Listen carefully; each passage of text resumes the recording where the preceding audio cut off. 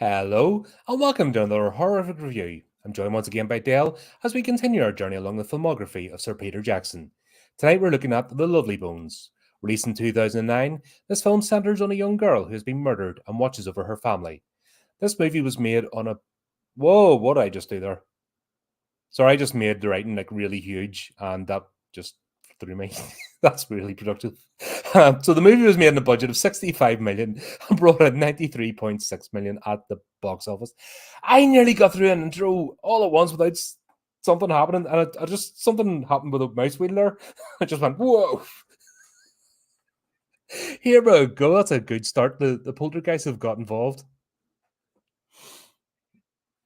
Oh yes, as well as the ghost movie. Hi Chris, how are you, man? Good to see you.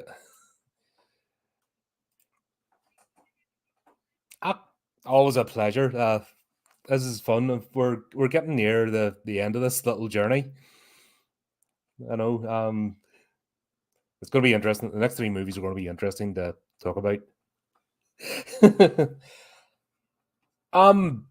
Yeah. So this is another success, not as big a success. I think in terms of when not just the budget movie, you have to add like a third, I think, for marketing costs. So I think the movie made a small profit, broke even, at the box office. What? Dale's audio wasn't on? Your audio isn't on?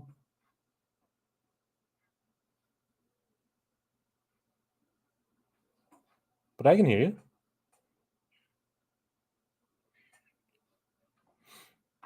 We had a few, that's why we started late there with a few technical hiccups.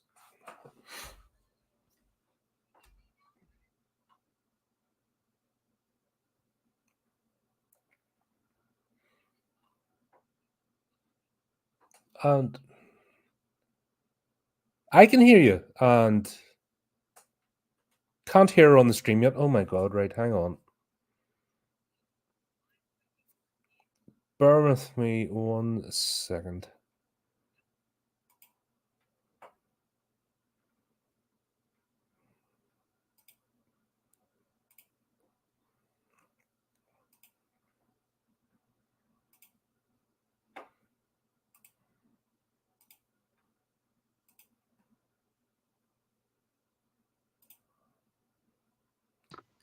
Try again. Can you hear me now? Test. Hello. Testing. 1 2 1 2. Testing. 1 2 3. 1 2 3. You can hear me though, hey? I can, yes, but the audience kind of needs. Oh, right, there we go. We're back. We're back. We had a weird thing happening with Skype doing Skype things. Yeah, it's mental. Oh my god! And now you've disappeared. Oh, there you are. It's all right. Goodness. I can see you. I can hear you. The audience can hear you. Great. Well, Right. okay. Well, at least we got the intro. So, yeah. So this just made it broke even, made a small profit. Not fantastic, but it wasn't a loss. No, it wasn't. I don't think it was overly. I think it was one of them movies that wasn't overly marketed. Like it wasn't like King Kong type marketing, if that makes sense. No. It's like I was getting like a Heavenly Creatures vibe from this one. I think it was along those sort of veins. Oh god, absolutely. The overlapping of the narration, how Susie was narrating it, and what's her name in the other film? Oh, she did the same thing. Yeah, that that what do you call it? The voiceover sort of narration. Yeah. Yeah, that and the world building, of the heaven. Definitely had those vibes of the heavenly creatures. Yeah. A bit of that, and yeah, definitely more towards a true crime sort of genre. It was well, the really... book was this isn't based on a true story or anything, obviously, but but it was based on the personal experience of the author, not a nice experience that she put into the book, and then play with this idea, sort of cathartic release. So that's where that kind of comes from, and it was her exploring it. So that makes sense. I remember I read the book years ago. Actually, I read the book before I saw the movie. Oh, yeah. No, I was the other way around. Yeah, I watched the movie first. No, it seemed that what I think. Sorry, go ahead. The adaptation was really well done.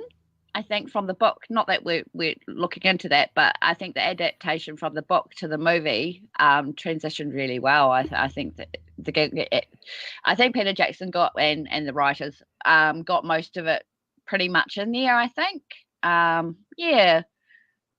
Do Yeah, you well, think? it's only a short. You know, I mean, it's only a small book. It's not like tomes Yeah. and tomes, so it's easy one to translate. It's been years since I read the book, but what happened was obviously the movie was coming out, and then the bookstore did like a re-release of the paperback. Yes, they did. So I That's picked up, I scooped it up, you know, and was able to, you know, I think I was read in a day or two. It wasn't that long to read it. Yeah, no, and I think you're right. I think the distribution wasn't done that well because I remember it was just kind of we heard a rumor that he was making a movie, and then all of a sudden it came out. So I don't know if it was in all the cinemas or what, but I think this one had kind of like I guess it had obviously a different flavor than most of the other movies Peter Jackson's done. But where was I going with this? It is different, but I think not everybody would have been all for it, if you know what I mean. I think the only reason I watched it was because Sir Peter Jackson did it. So, you know, if you're not a Sir Peter Jackson fan, you probably wouldn't have wanted to watch it. So I'm not too sure how that, I think I was on the same vein, to be honest. Because he's making it, I'm like, oh, right, got to check this out.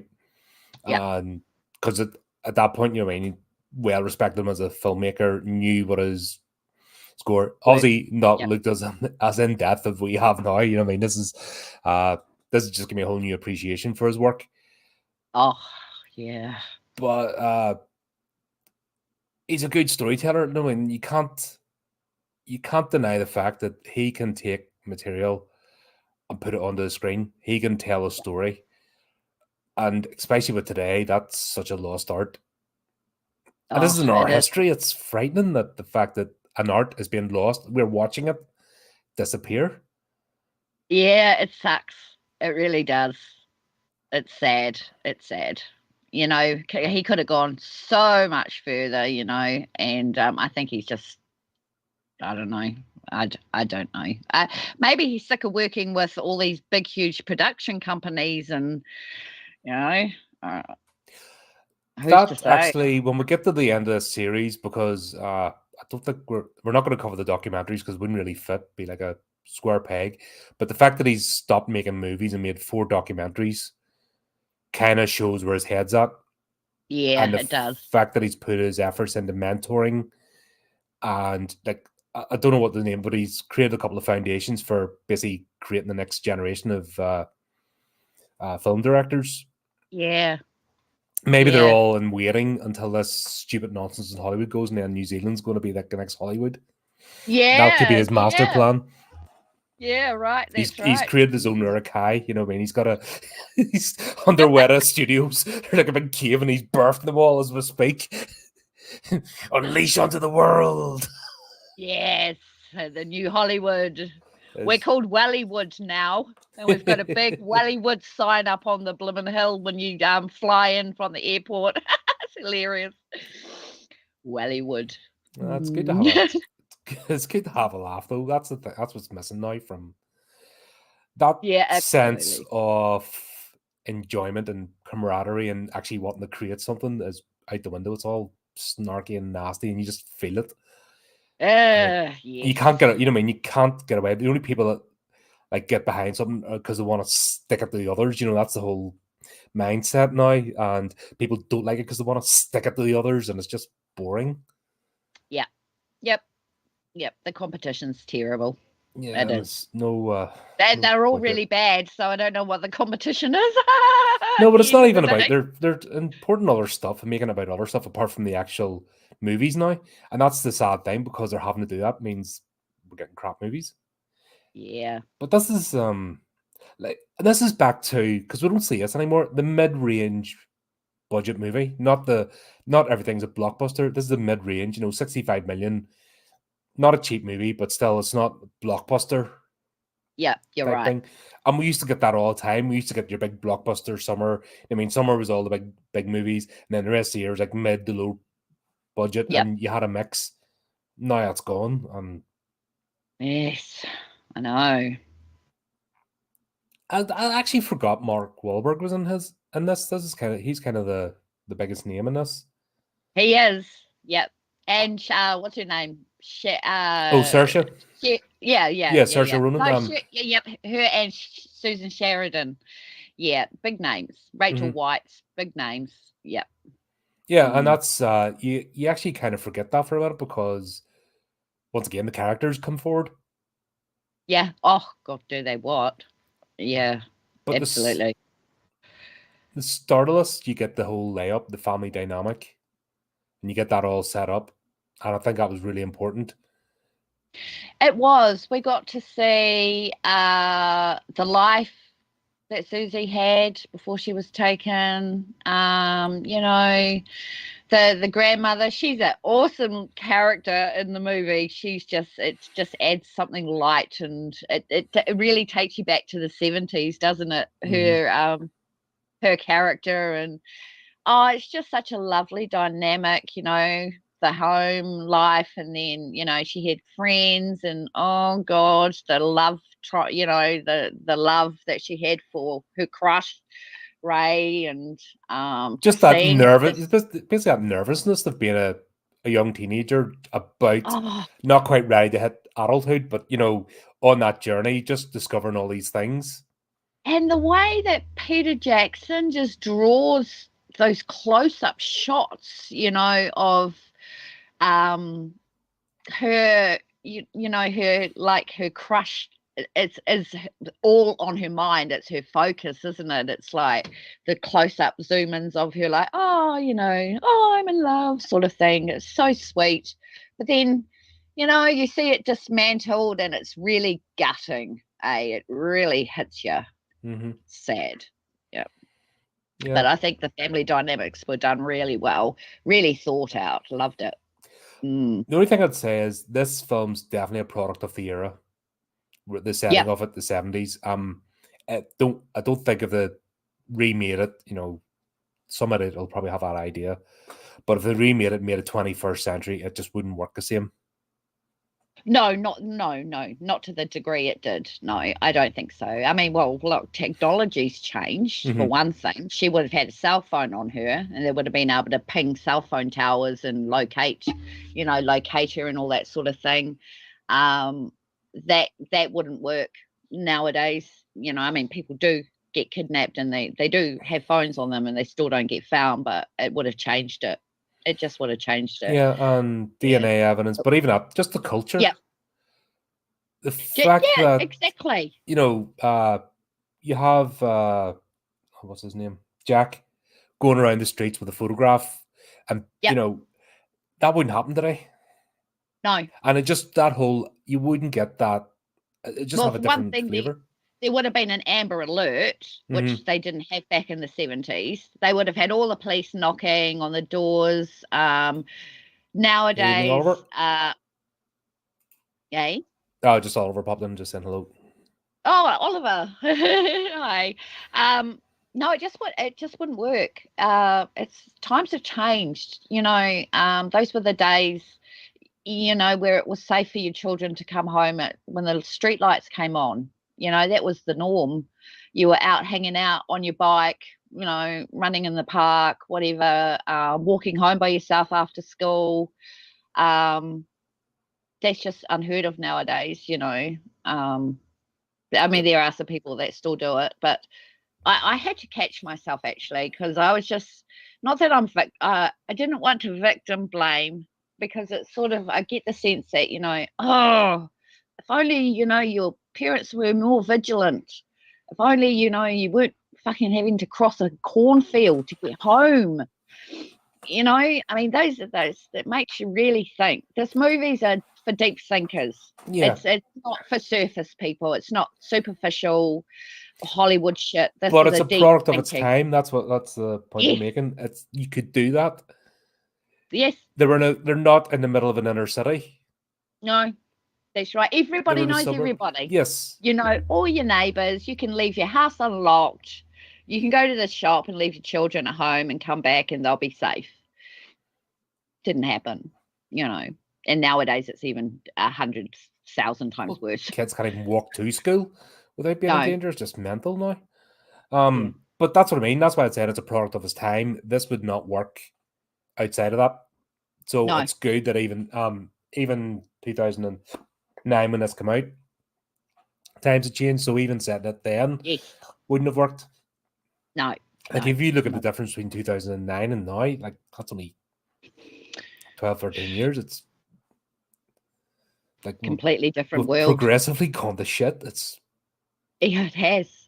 It has. It's diabolical world out there. And this movie just was testament to that, isn't it, really? I mean, the 70s, there were lots of serial killers running around. I mean, this is based in America and completely just about all filmed in New Zealand. But, you know, America had a lot of serial killers around in that time frame. So, who's to say? Chris has a question here. Have you guys noticed a particular camera move that PJ uses? Like Lucas is known for wipes or between frames or Tarantino's low angle trunk shot.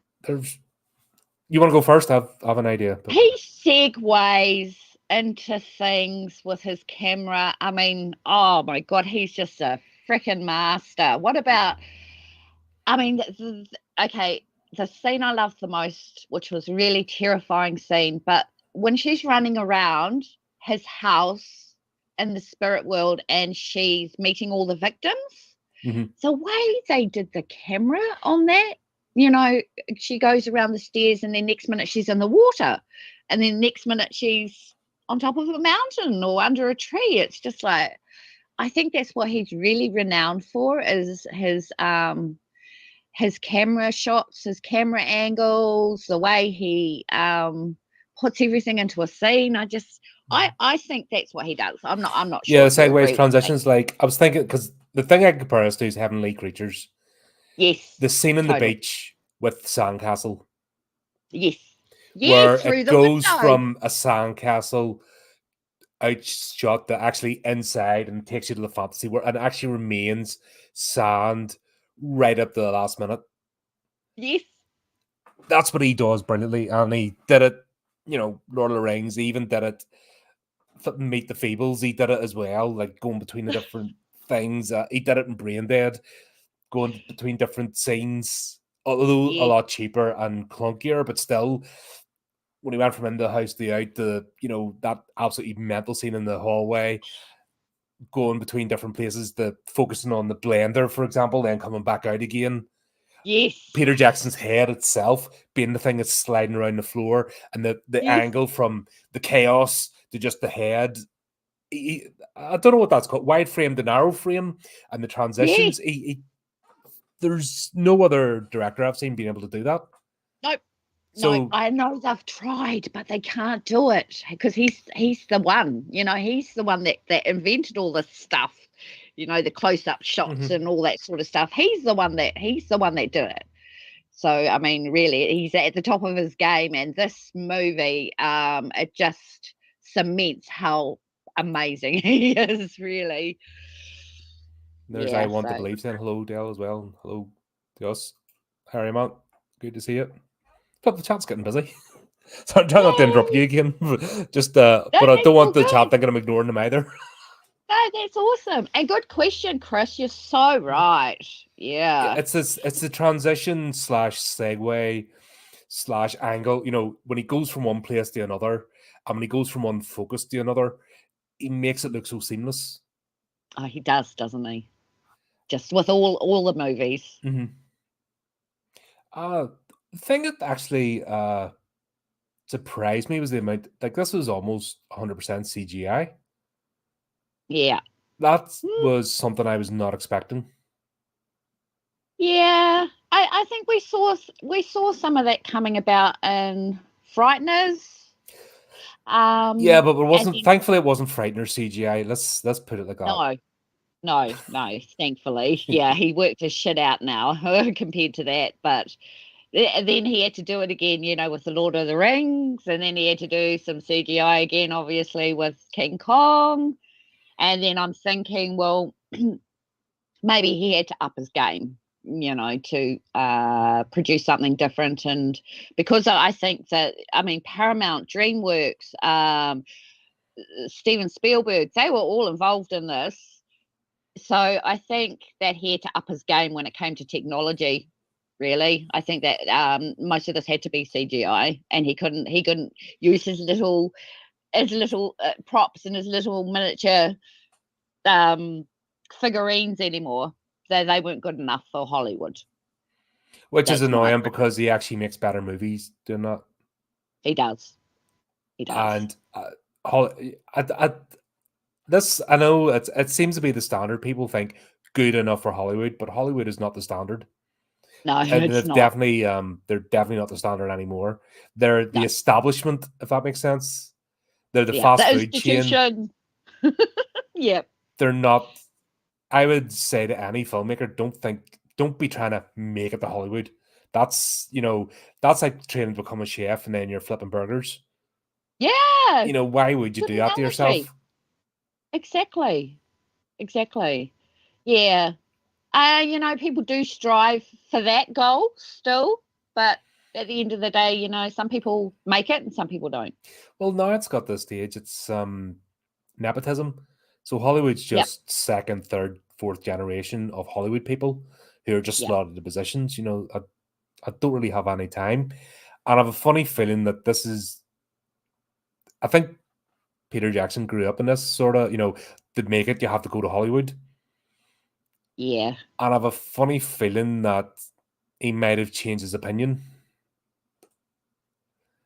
Because you can see that he was making all these connections and that and building it up. And I think when he got his passion projects like Lord of the Rings and King Kong done, that's all he needed Hollywood for, as in terms of money, Yes. backing and money. True. That's so true. Absolutely. But I don't think. There were some pretty big people involved in this film. Oh yeah, well, he's the connections. He's well respected. Yeah. And you could tell, once again, all the actors, excuse me, all the actors put 100% into this role. I've seen Mark Wahlberg do other films, and he's not really that into it, if you know what I mean. Mm-hmm. I really did see that they all played their parts really, really well. And that's something we've noticed with Peter Jackson is that he makes characters and he actually gets the actors on board. And I have yet to see another director that does that, because even the only other director would hold up the same level as Peter Jackson would be Quentin Tarantino. Yes. To be honest, in terms of creativity, but even that, when he puts Samuel Jackson on, it's Samuel Jackson. Yeah. You know what I mean? When he puts Uma Thurman, it's Uma Thurman. John Travolta. John Travolta's John Travolta. He doesn't make immersive characters. No. He broke out into Hollywood too, probably a little bit too early, Quentin Tarantino, because he's kind of gone a bit downhill. But well, he's retired. Yeah. Pardon? He retired. I think so. Yeah, he just went, nah, I'm done. He got to a point where he's like, not having fun, I'm not enjoying this anymore. I don't need to do anything. I'm out. I've got enough money. I can just leave the scene, and I think that's what he did. Yeah, and I think that's pretty much what Peter Jackson's done as well. Yeah. And do you know what? People like that, that's why they're so they're unique individuals, and that's why they're icons, because they've got that strength of character that don't need to remain relevant. I'll use the example of Ridley Scott. There is a tragedy of someone trying to stay relevant, so much so that he's destroying his own creations that he was renowned for. Yeah, exactly. And it wasn't his franchise. I think he bought into it, or he got some deal, but he's destroying any goodwill that was given to him. And he had already done that years ago. And the other group will probably get to that movie before I start with the Alien movies. But yeah, he's already he's already destroying his own legacy. Who else? James Cameron. There's another one. Can't let it go. Wants to stay relevant. Yep. Steve and I always talk about M. Night Shyamalan. You know, he's a tragedy. Yeah. Where totally. People like Peter Jackson make movies because they want to, and they want to tell a story, and then when they decide, you know what, nah, I'm not going to compromise myself, they'll just step out. Yep. Oh. Which he did. And yeah, I want to leave him good, man. Taking along as usual, keeping up the mischief. It's all great. Glad to have you on board. Yeah. Yes. With this movie, though, it's still horror, but it's a different flavor. It is. But there's no shock. You know what I mean? There's no shocks, there's no gore, and there's no jump scares. There's gore. It's tamed. The it's not scene. The bathroom. Yeah, but it's scene, the aftermath. Though. It's the aftermath. Yep. It's not the actual. It's hinted at. Yep. But it's not like there's no decapitations in this. No. The only movie he's done so far without a decapitation. It is the only one. Yep, the only one so far. I can't say for The Hobbit because I haven't watched all of them. There's there's decapitations. Come on, it's orcs and goblins. There's going to be heads rolling all over the place. There's going to be something. But God, yeah. But seriously, the bathroom scene. Oh God, I just even watching it yesterday. I mean, I've watched it like 3 or 4 times, but yesterday it was still like, oh, that visceral, disgusting, horrible feeling, you know, of knowing what happened seeing the aftermath of what happened. But even before then, we did get the scene with Harvey and Susie. Yeah. And we get the lead up, and there's still, even before, we'll see how she got latched onto as a target because she was given a camera for her birthday. And she's snapping pictures and that whole scene with the roses. So we know how she got targeted. And it's one of them, the universe is a horrible place. And if you're in the wrong place, wrong time, come under the wrong gaze, you're done. You know what I mean? There's nobody's fault. No. In that respect, apart from the perpetrator, of course. The perpetrator. But this idea of, you know, oh, I've done this, done that. The universe is really uncaring and unfeeling. If you're in the wrong place, wrong time, that's it, you know. And this kind of shows that. Oh, it does. It's a deep level sort of movie, isn't it? And you're right, he doesn't do jump scares. I don't think Peter Jackson's renowned for jump scares. I don't think he needs to do the jump scares. Mm-hmm. You're right, it's horror, but it's more supernatural, paranormal sort of. The way they superimpose into each other is really, really well. The spiritualism, the surrealism. Wow, you know, that's really, really, really strong. I think this is more a spiritual journey sort of movie, obviously, because of what happens and all that sort of stuff. So he did do some, like, the horror scene. Well, the scene in the scene in the hut was really intense. That was super intense. It is and every time I watch it, I want a different outcome, but I'm not going to get a different outcome. You know, I start choking up in that scene because I know what's going to happen. You know, you just see her face drop when she realizes what's happened, and it's just like, I'm in danger. You know, I'm in proper trouble here. Yeah, and she's literally going, you know, oh God, it's just there's so many. So as we know, horror's on a spectrum, so this isn't just hack and slash, guys. It's a supernatural, ghosty, and for once we have an intelligent ghost for you, Colin. Yeah, that does make a hell of a difference. It does, doesn't it? I think that's why I enjoy it. If this had been ooga booga woogie woo type, I'd have been, nah, I'm out. What are you doing? Making a movie, I guess. But no, this did it absolutely brilliantly. And the sense, first of all, the fear.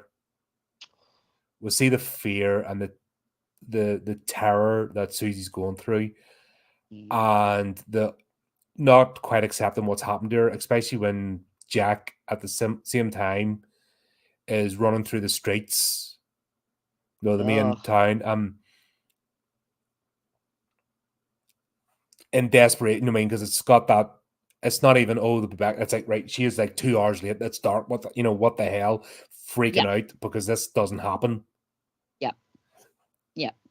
Once again, I think that's why I said at the beginning that premise of this time setting and the period's important because it's so easy to look at this through 2024 eyes.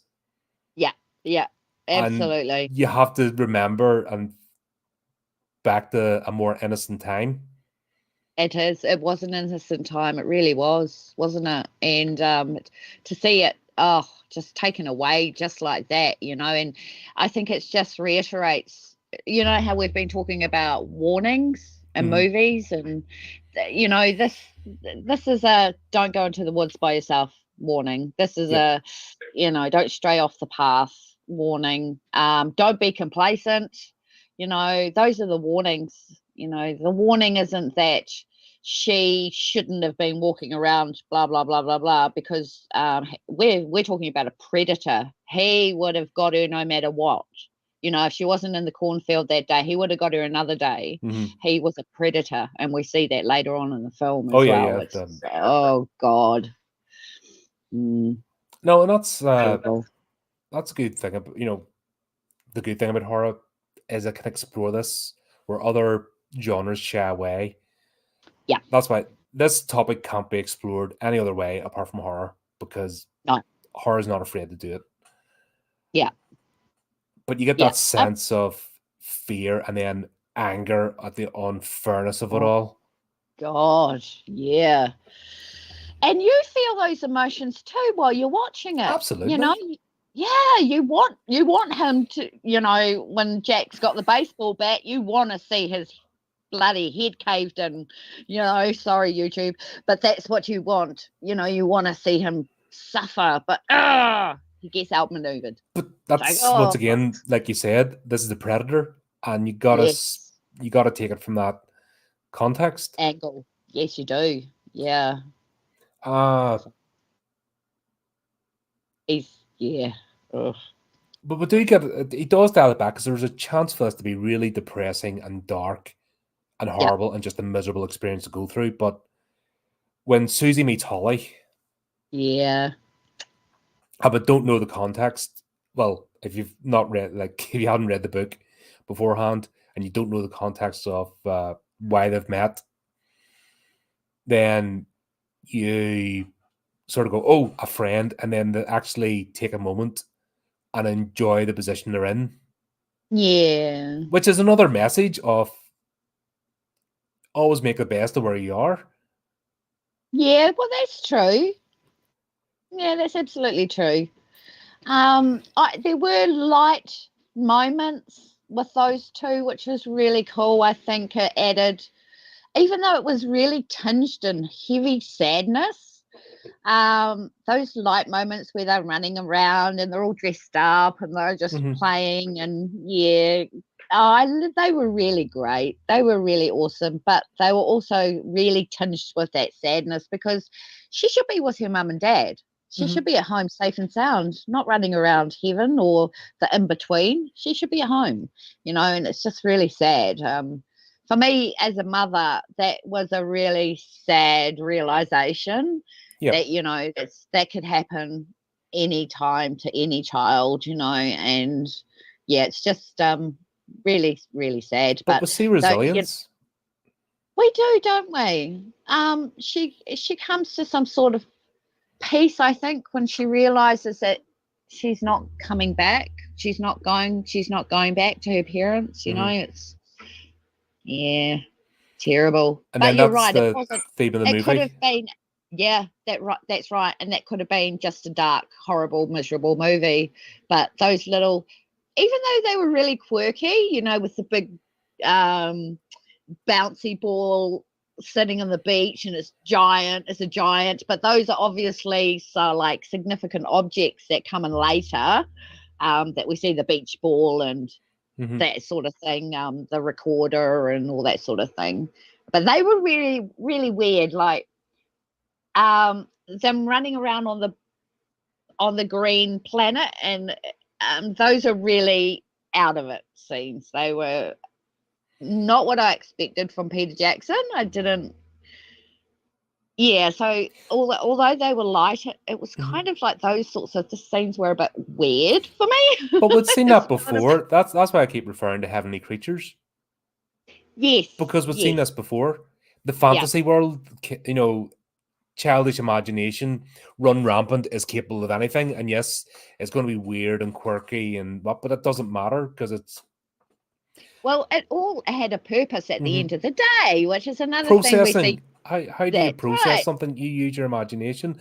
And in fact, the author of the book, this is a processing, Yes, mechanism yes, for what happened to her. I don't want to go into it, yeah, obviously, it's not nice, but the fact that resilience is shown in this, that you can take something horrible and turn it into a positive and not be a victim. You choose to be a victim. yeah, You choose to be beaten down by the world. The world, yeah. yeah, the world's shit and horrible, but there's still positive aspect, and it's up to you to find that. There is. Us doing Yep, you're this, for right. example, all the folks that come on board and join in the chat, it makes this thing. We'll carve out our own little bit. We just enjoy movies, or if we don't enjoy movies, we'll discuss why. It's not a antagonistic thing. You know what I mean? No, It's easy to carve out a little bit of positivity in the world, yes, but yes, you got to decide to do it. You got to yes, decide that you're not going to be beaten. absolutely. And she made that choice too. She made that choice that she was just going to, accept where she was and what she was going through, and that was her journey. And I think that was really sad as well. But that was her journey. So Yeah, and sad. we were getting we're getting scenes of this could go one way, because obviously she was, in one hand, her family could still feel her, especially her dad could Yeah. still feel her presence.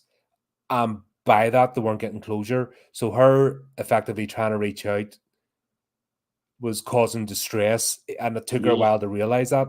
But also her need for revenge because of the Yes. injustice done upon her was also, and she was having to reconcile that.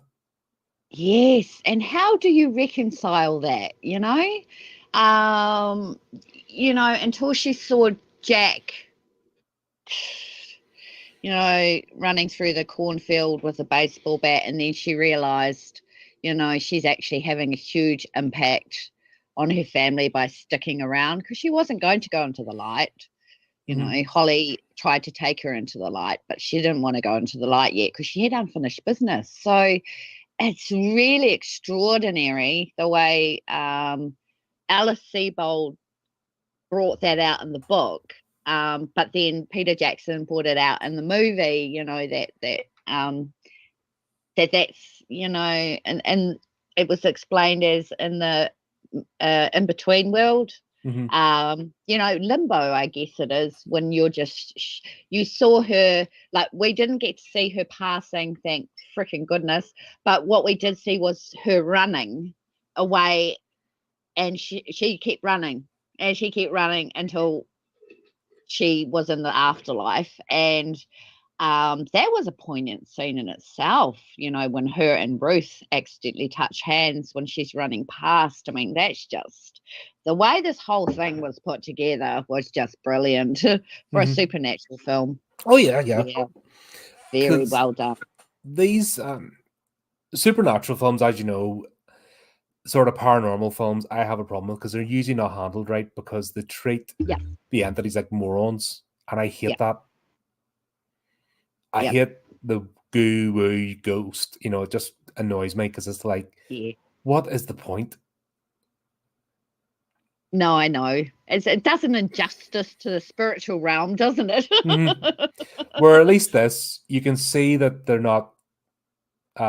She can't, because the barriers are. She can't physically reach out, and she's not going. It's not like Ghost with Patrick Swayze really pushing stuff over, because that's the silliness of it.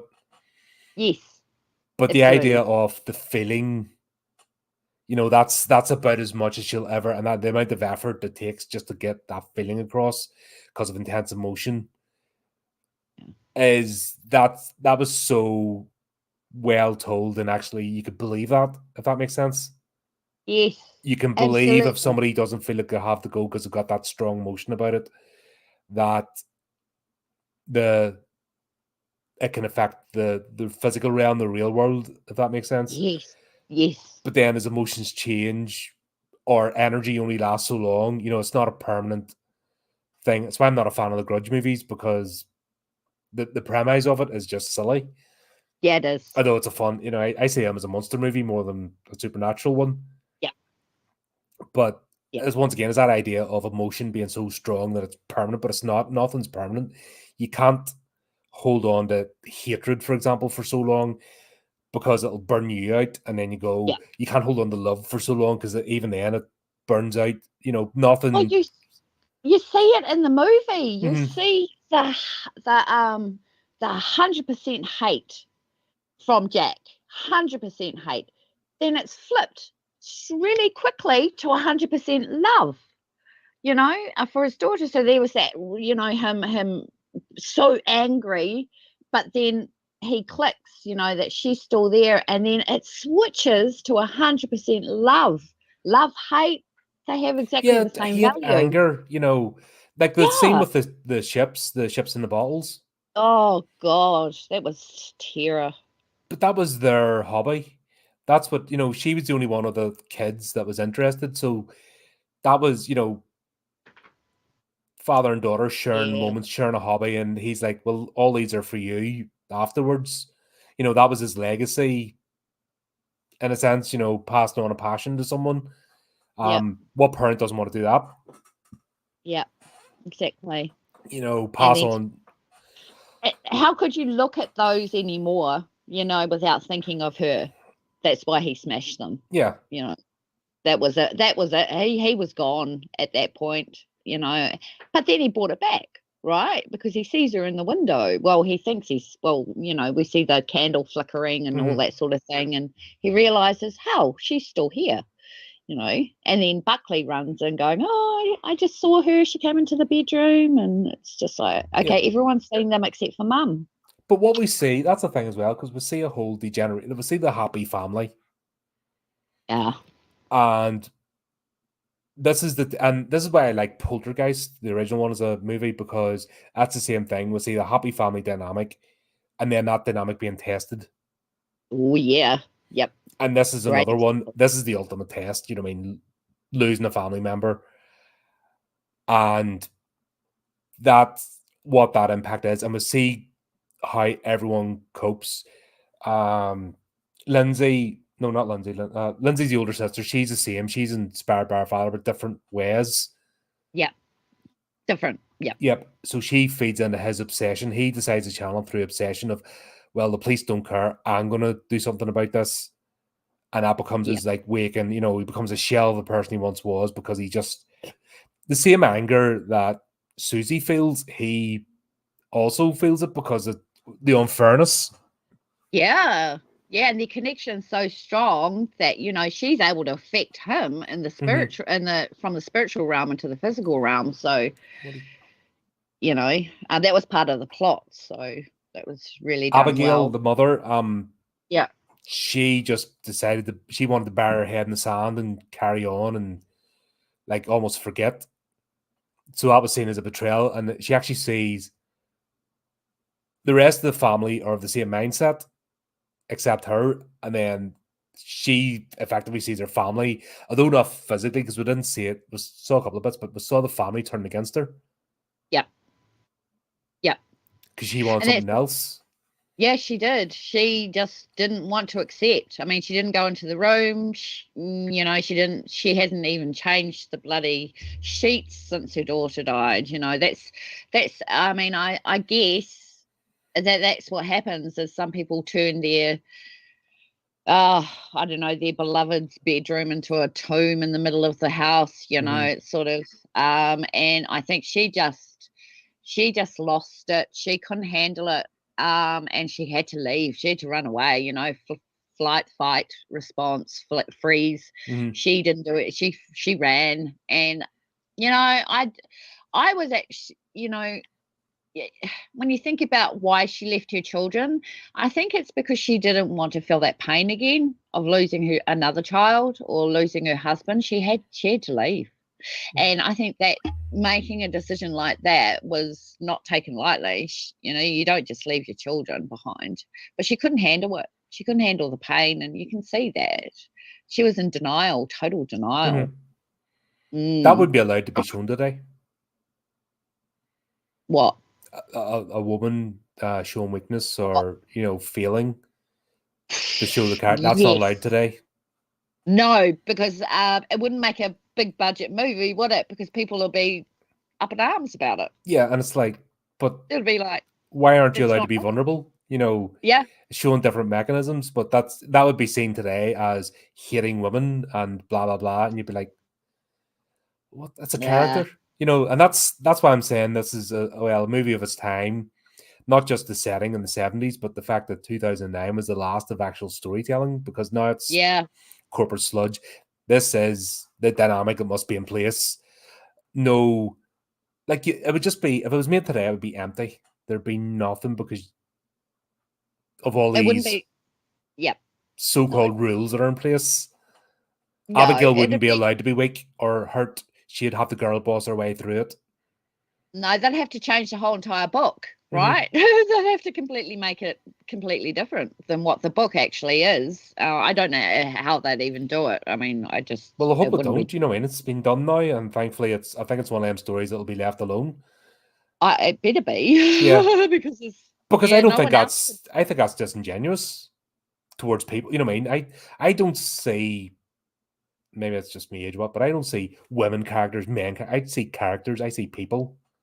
Yeah. And I like to see the exploration of actual how does something like that affect them, and the fact that we're seeing a different dynamic and we're seeing people getting affected in the other ways.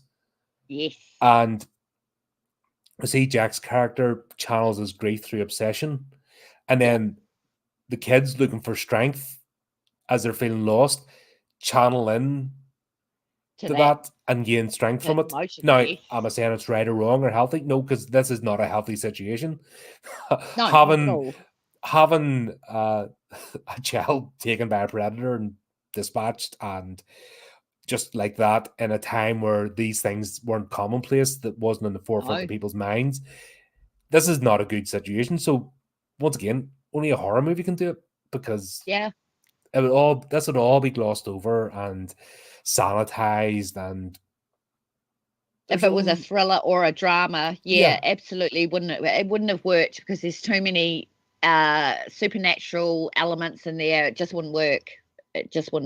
So, and that they would have done an injustice to it totally if it wasn't given to Sir Peter Jackson. And that's it. And also you have to explore Abigail's feelings, so that's not taken away from her as a character. This is her process.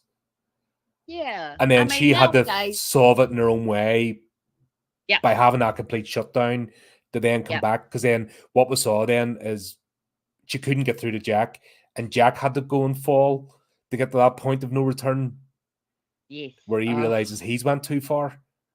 Yeah, for them to come back again as a family, because they need to accept their new reality.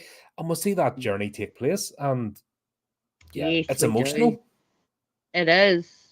And what we usually see in movies nowadays is the man doing the runner, and the mum left to deal with all the chaos and the aftermath. So this was a completely different switch around than what we're used to seeing nowadays, is that we get to see the mum run away. But it's boring now. Now it's, it's paint by numbers. Yeah. And there's no exploration. And plus, if the book was able to be written like that and be true, why not? You know what I mean? That's legit. Yeah. There's nobody being stamped on here. This is dealing with grief and loss and humanization and different how people deal with it. And then also we're dealing with absolute pure evil. Yeah. Because a serial killer. Walter. Yeah. And that actor has done loads of different types of roles. He has, hasn't he? So he's not a typecast, or he's, you know what I mean? No. But once again, this is Peter Jackson getting the best out of, right, you need to be a diabolical, like, disgusting person that's broken Yes. and never going to stop or be satisfied. You need to be a relenting force Yeah. that even Susie from the afterlife is still terrified of. You know, you have to have that thing about it. And I think like Wilderness is completely, he is a force of nature. He's a, you know, a pure predator. Yeah. Very demonic sort of character, isn't he? He's just George Harvey. Yeah, he's just nasty. Yeah, they did him really well, considering the other roles he plays are nothing like He was the in The role he plays. Kingsman, you know what I mean? He's playing a complete, Yeah, you know, English gent camp. yeah. He's Exactly. done comedy Wasn't he a roles. He's done. lawyer? Mhm. Yeah, he's all sorts of things. And this, they even gave him contact lenses, to change his eye colors to make it look. Oh, he was just nasty. It was but we had to have that. He had to be, because he was a serial killer. So we, not that we didn't find that out till a bit later in the movie. But yeah, nasty character. Especially when he was in the hut with Susie. Oh, that really, really made you squirm. That It could was not have been like a good scene to film. to film, right? And even Yeah. that bit where he pulls her from the, you know what I mean? It was cut, and it was cut so brilliantly. Oh, I know. But he grabbed her and threw her, you know what I mean? It would have been on the mat or something, but still, just that intensity of it. You know that's been done about 20 times to get it right. You know what Peter Jackson's like? That Yep. scene's been filmed, and I didn't look at any. There's no special features on the DVD, unfortunately. Oh, bugger. Which is it's like Damn. bring back special features when this is what we're missing. Yeah, Because social media 100%. doesn't really publish them. It's hard to, you know, No. when you get wee clips and snippets, but you need the mindset in the making of these movies, because it'd be interesting to see how the actors all Felt dealt about. with this. Yes. But that Yeah, scene in the yeah. hut was like, you felt the claustrophobia. Yeah. Oh God, yeah. It was nasty a Mm-hmm. nasty place. And then to see it caved in later on, how easy was that to cave that in? But It's he like, oh planned my it. God. He'd actually planned it. And then I found out his book is actually every time it's something, you know, he's a different idea, just To do obsessed. his Yeah. deed.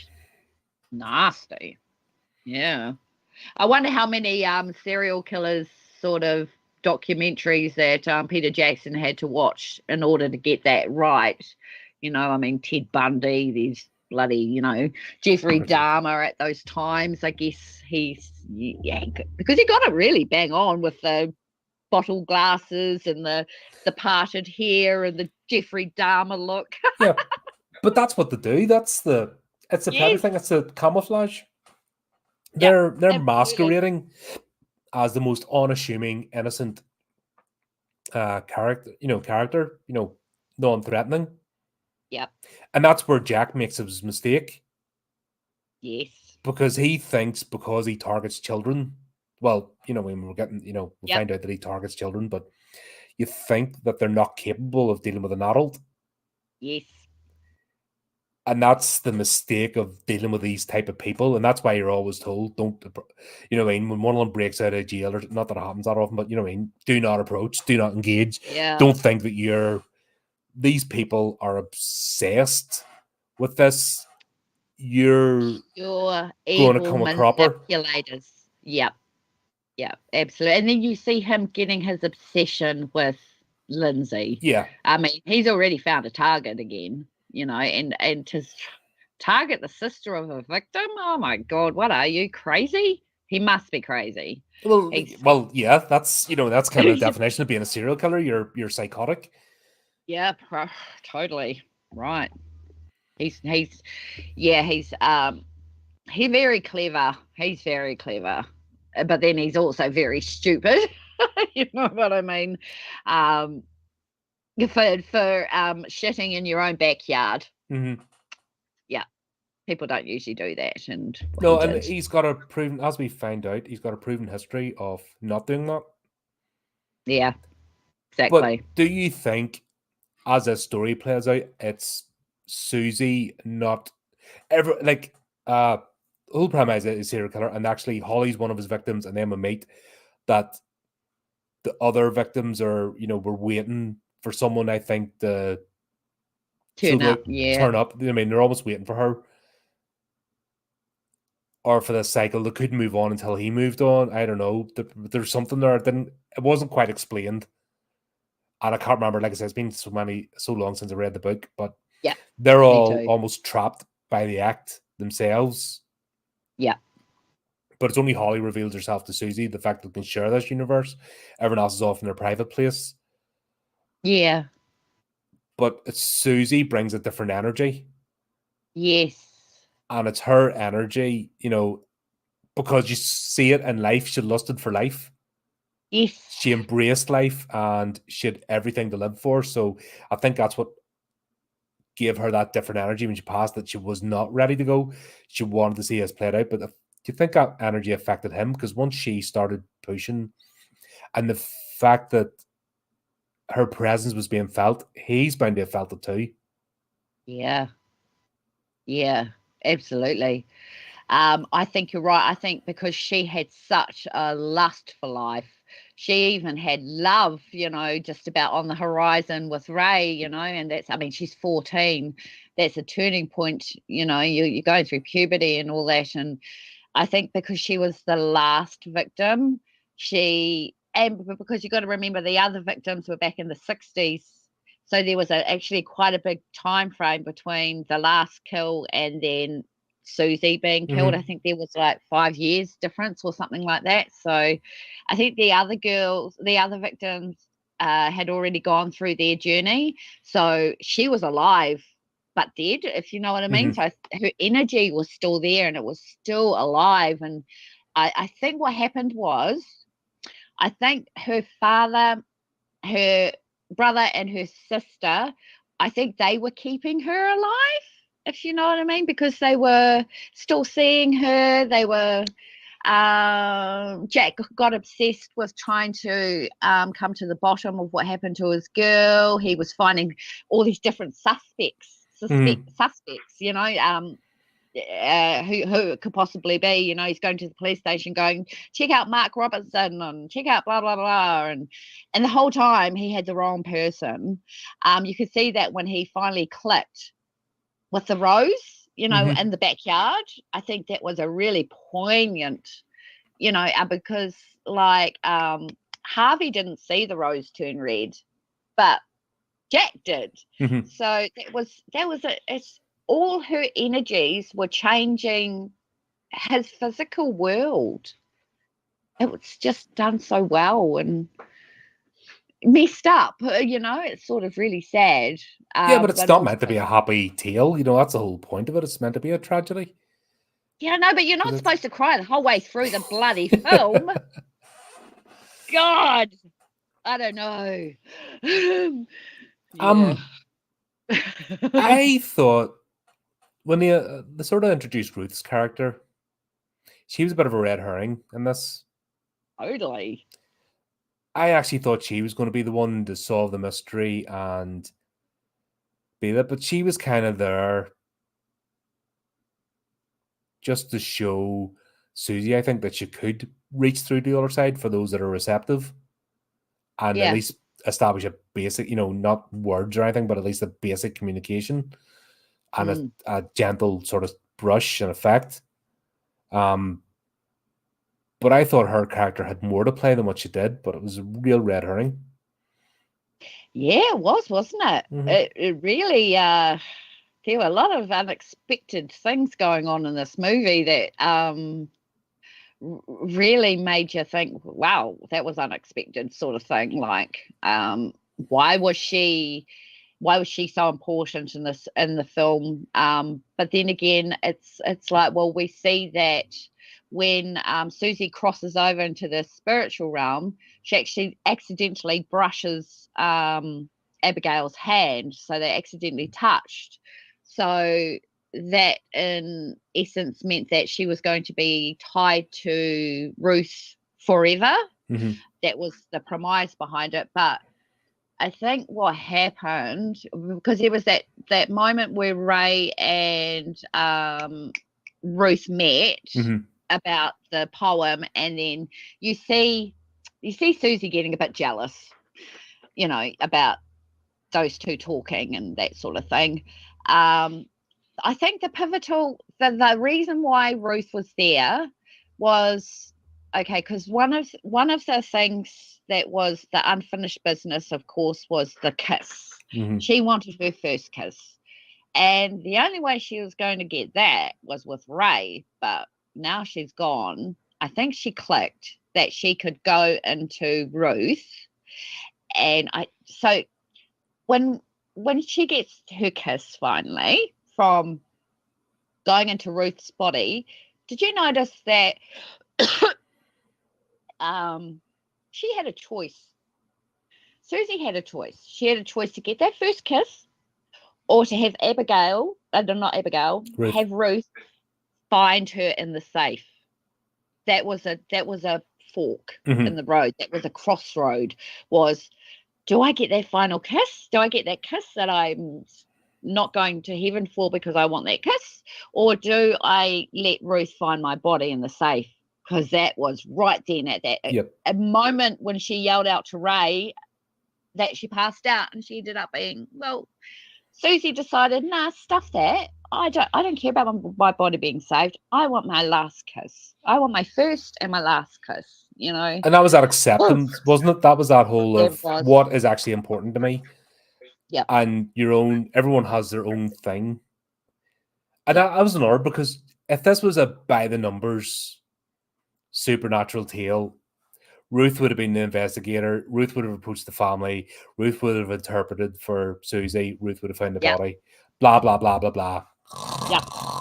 Do you know what I mean? That's the way it would. Tied up with a nice little bow. Yep. If this had been written today, that's what it would have been. Yep. 100%. And God, it would be. In fact, no. Susie wouldn't have wanted to kiss. Susie would have wanted to kiss with Ruth, and what's his face would have been the one that was sensitive. Come on, if it had been written today, all that would have been changed. Somebody would have been race swapped as well, just for shits and giggles. But it wouldn't have been Harvey, of course. Harvey would still be that's the fucking paint by numbers crap.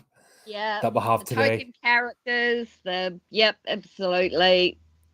And if you had to say anything about it, you'd be a horrible bigot.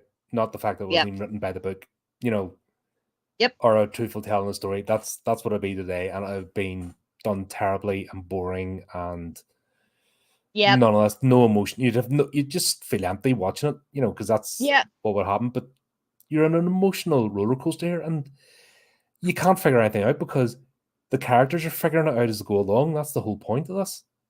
I know, right? Do you deal with this on both sides? Realistically, absolutely. The only constant in this, the only equilibrium force is Harvey. Yes. Because he hasn't changed. He's still the predator. He's still got his needs and only sates him for so long. Yes. We see that. We see him wavering. He's getting itchy feet. He needs to kill again. And you see him stalking Lindsay, and that does add a huge element of tension to it. It's just like, oh my God, you're kidding. I'm not going to have to watch another murder, so yeah. And you would have thought, once again, that Susie's purpose would have been to save her sister or to use Ruth, but it's not that at all. No. Because guess what? Lindsay is a strong character. Yeah. And Lindsay is capable. Yeah, she is, absolutely. And Lindsay has been brought up by a loving family and feels just as angry, and her feelings are just as legitimate as her parents' feelings. Oh, same as absolutely. their younger brothers. So, do you know what I mean? But if you try to do this today, you'd be a nestophobe, you'd be misogynist, blah, blah, blah. And it's like, no, we're seeing very capable, strong characters here of everybody. And you're seeing how they're dealing with it. And the fact that she's prepared, once the sort of twigs on what's happening, it's like, well, I'm going to do something. Yeah. And she's the one that actually reveals Harvey, and she manages to get his, is trophies, because that's, you know, I that's the whole thing with know. serial killers, trophies. Yeah, At the exactly. same time that Susie discovers the whole history of what he's, because she wouldn't go into the What house he because that's does. where her body was, Yeah, and then that whole reveal, and that's actually the darkest part of this, her taking that journey. it's savage, eh? It is. It's a really horrible, horrible. But it was done so brilliantly. The artfully delivered that it doesn't.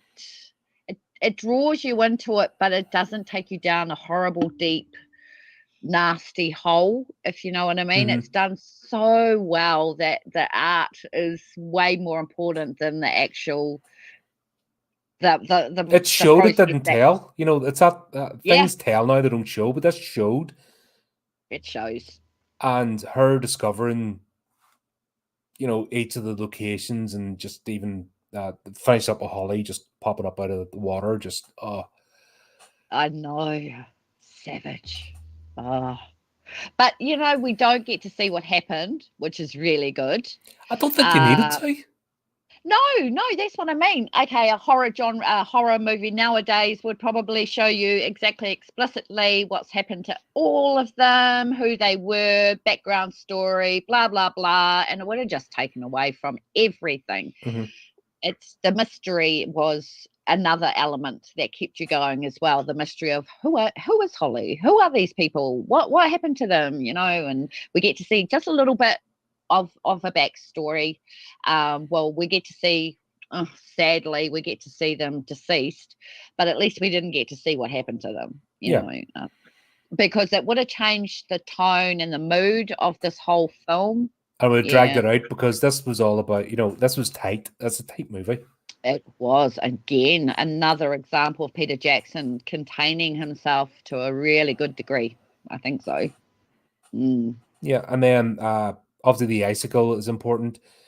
I think it was good as well. Like I said, because I'd said it'd be nice. It would be nice if she'd found her body, or her body got found, and there was this closure. But at the same time, like you put perfectly there, she discovered what was important to her before she went. Yeah. And she Yeah. also didn't need to see Harvey's demise, because she'd already seen that he's running, that the game's up now because he's been identified. Game's up. Yep. So he's Yep. not slinking away quietly. Nope. He's So doing a runner. she doesn't need to see anything else. So she's using her time to do what was important to her, to be able to move on. Yes. And then the fact that she's triggered all this means that the rest of them can move on too, because that's what's holding them. It's just a sense of injustice, but they're dealing with different ways than her. Yes. Brilliant. Yes. You know what I mean? There's so much here that's tied together. It's deep, hey? It's Mhm. deep. Yeah. It's a deep one, definitely. Um, Ghost was actually quite deep too, but you know, Not this level. not there's nothing to this level. I don't think. I really don't think so, because there's just so much to unpack in this one. It's such a great movie. There's just so many wonderful elements, and I wasn't bored at all watching it again. No, It was no. great. Oh, cried, I blubbered most of the way through it, because it's just one of those that, you know, I won't probably read the book. I probably won't watch the film again for another 5 years or something. But It's you one you know, don't need to. In a way, it's not. no, It's not one you need to stick in, but it's one that stays with you. it does. It does, and it hasn't dated, which No. is really amazing with him. Peter Jackson just, you know, his movies don't date. I mean, okay, Bad Taste, you know, and Brain Dead obviously were a bit, but you can still watch them and still have that fabulous, you know, Oh yeah, experience. Yeah, it is what it yeah, is. It's the, you know, it's that sort of, you know, off the cuff on a shoestring budget filmmaking that yeah. That he's known done. for. And Wow. he could have done, because I know he got a bit of funding from like the government, but he could have went like Canada has. You know, in Canada get the government funded movies that just make absolutely trite, and they just Right. stick their money in their pocket, and then they Yep. just make us absolute. But he didn't. He seriously wanted to make movies and tell stories. Yeah. Yep. Absolutely. And we embraced him. New Zealand embraced that. I don't know why. Sometimes, yeah, I don't know. New Zealand's just weird. We do some things that are like we're guinea pigs basically over here sometimes with certain technologies and things like that. They use us, and we embrace him. We just absolutely love Peter Jackson over here, and this movie just confirmed again just how brilliant he is. Taking a book and once again turning it into a movie. Yeah. But the icicle scene at the end. You're right. She didn't need to see that, but no, I mean Susie didn't. It was good that we saw it, but no. Susie didn't need to see it. She kind of went, okay, it's done. The wheels are in motion. I don't need to obsess over this. I can go on now. Yeah, it's been triggered. And you see her going on, and it's just like, oh god. But no, when he took that tumble off the cliff, oh, brilliant. It reminded me of Brain Dead. Yeah. But that was the thing. There was no shootout. There was no chase. There's no like grand finale. He actually went in the most stupid way possible. And if you think of in terms of universe. Yes. And he had enough time to like lie there for a second to go, the pointlessness of it all. Yeah. Yeah.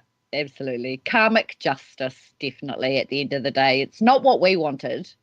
We wanted to see him caught, and we wanted to see him put in jail or firing squad. But it didn't happen like that. And I think there's only a handful of movies that I know of that have done the unexpected at the ending, and not capered to the viewer, because we want to see him caught and put in prison and go through jail and getting a knife put through his neck in jail or something, but no, it didn't happen like that. It was just a blink, he's gone. Damn it.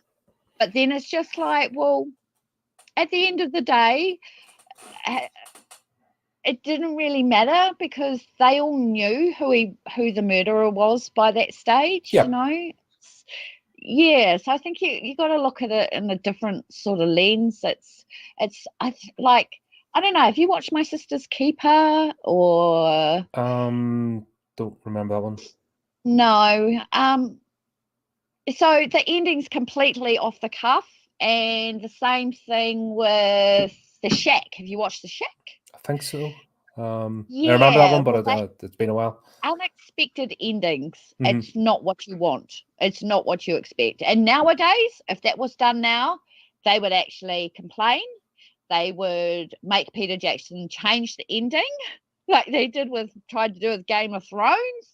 They would just say, no, the ending's not good enough. Just like they did with My Sister's Keeper. You have to change the ending.